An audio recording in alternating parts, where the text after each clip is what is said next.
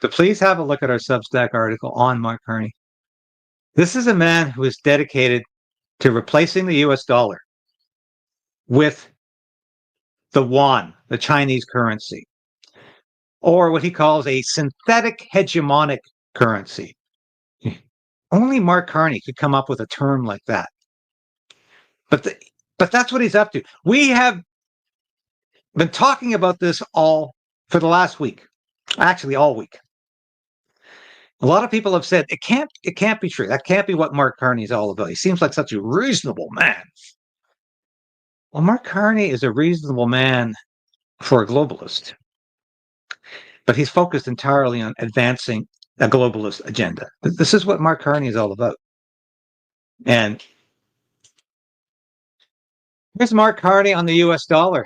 Mark Carney, March 2024. It is good that the Chinese currency has become the global reserve currency. He said that at the China Development Forum. Mark Carney, August 2019. Carney urged central banks to collaborate in replacing the US dollar by looking at China's currency or a new synthetic hegemonic currency. There it is.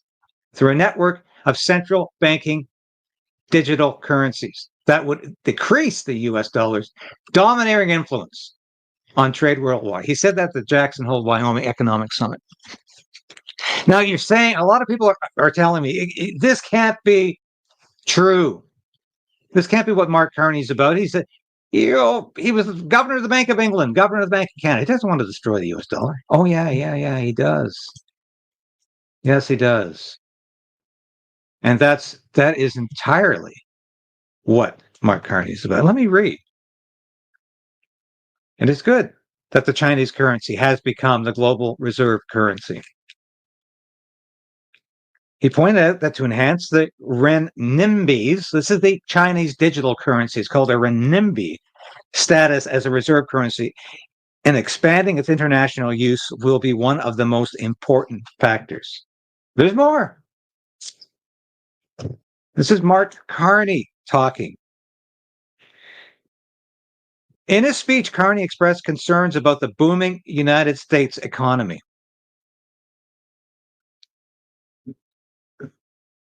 Now that the United States economy is doing better than most, pushing the dollar higher, smaller countries are suffering more than they should. Trump's tariff on imports from China and elsewhere are adding to the dollar's strength as well, making matters even worse.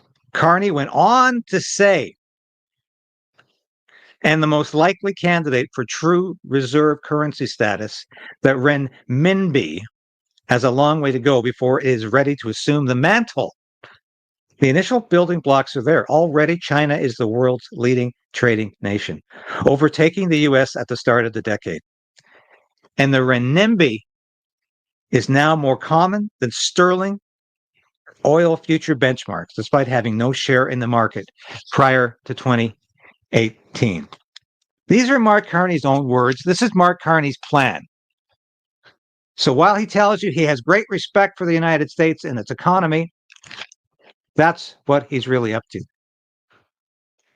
Let's listen to what Mark Carney had to say yesterday. Prime Minister Carney, I'm Jillian Piper with Global News.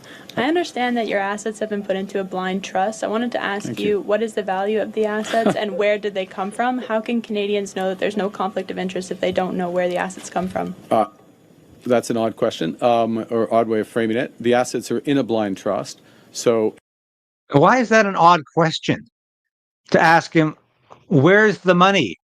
He's been asked repeatedly about where he is getting his money, why he moved his company to the United States, why his company invested in fossil fuels, why his company invested in pipelines around the world.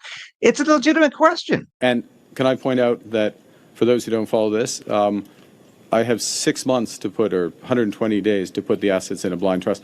I already have put the assets in a blind trust. And once assets are in a blind trust, you don't know that, by definition, you don't know the assets because the trustees take over the responsibility. I would like to reassure you that the assets that I have were earned through employment. Employment income, employment as a public servant, and employment in the private sector. And I would note as well that employment in the private sector is something that the leader of the opposition has never experienced.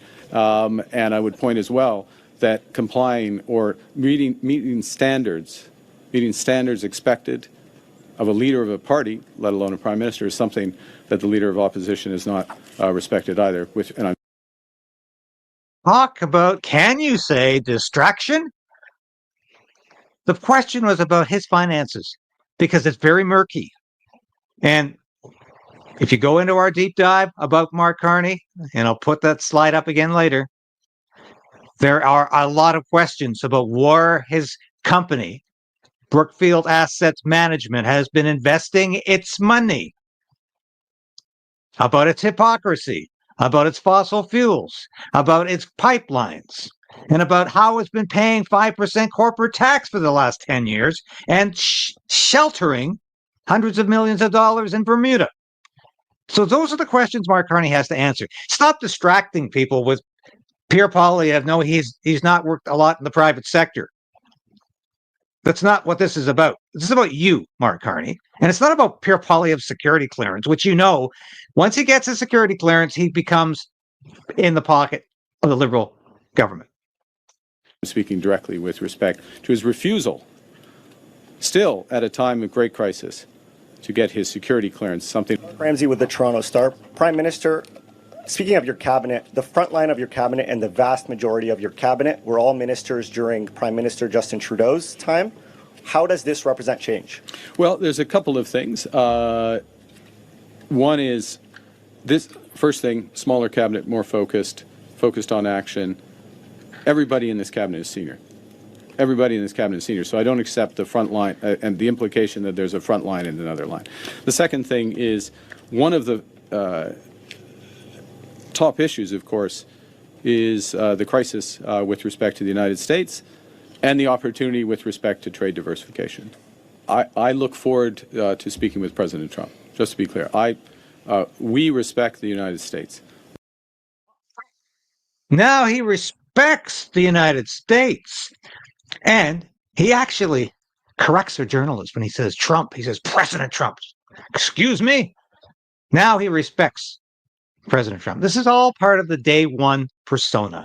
This is all part of the day one projection of Mark Carney as a reasonable man, just a little bit to the center of Pierre Poilievre, just a little bit to the left of the Conservative Party, getting rid of those radicals in the cabinet like Guilbeault, taking him out of environment anyway. And no, we don't need Karina Gould in there either. We'll put some unknowns in there too. That's what he's all about on day one. But how about the election? We respect President Trump. President Trump has put some very important issues at the top of his agenda.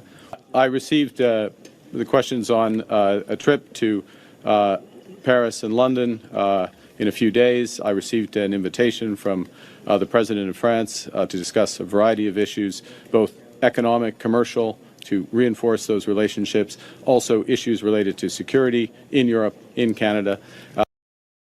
Exactly what I predicted. He's going to be talking about tanking the US dollar when he visits his globalist friends like Emmanuel Macron and Herr Keir Starmer. And he's going to be talking about interfering in Ukraine, how the European Union can replace the US as the primary donor to Ukraine, how Canada can continue to spend billions of dollars throwing money into the black hole of Kiev, and how Canada, along with the European Union, can potentially start a third world war with Russia. That's what Mark Carney's going to be up to in Europe.